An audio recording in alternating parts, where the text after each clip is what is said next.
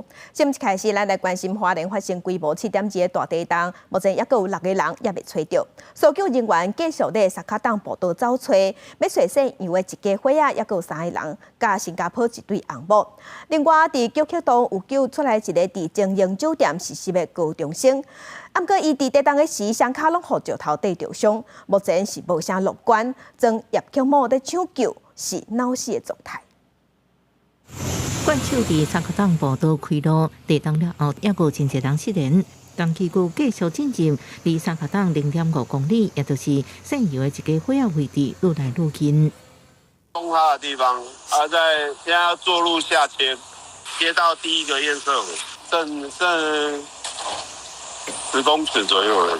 伫沙克党0.85公里找到一只鸭仔，目前身份无法度确认，由德国游客向导游反映，地震进前10分钟，迄条失联新加坡红某身影，就伫个5间厝头前500公尺的大景观平台，差不多沙克党1公里的所在。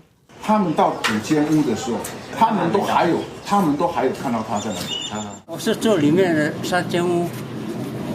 我要养我的鸡，那时候大水管也给我倒，但是人在那不晓得被埋。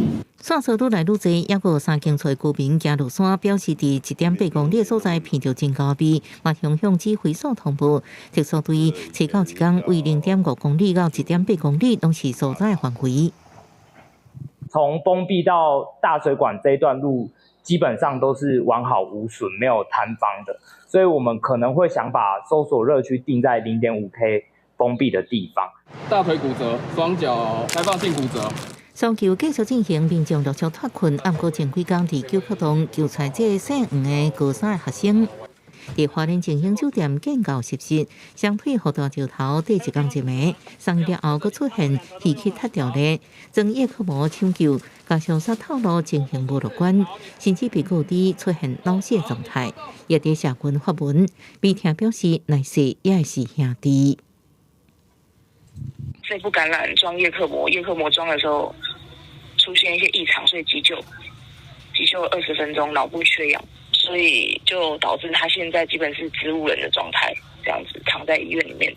这强烈地震已经夺走10多条性命，花莲县府找到办罹难者到齐发挥，希望罹难者安息，加上延早自行出悲伤。不过，这场天灾已经造成真侪家庭天伦望翠。记者综合报道。再来关心一个。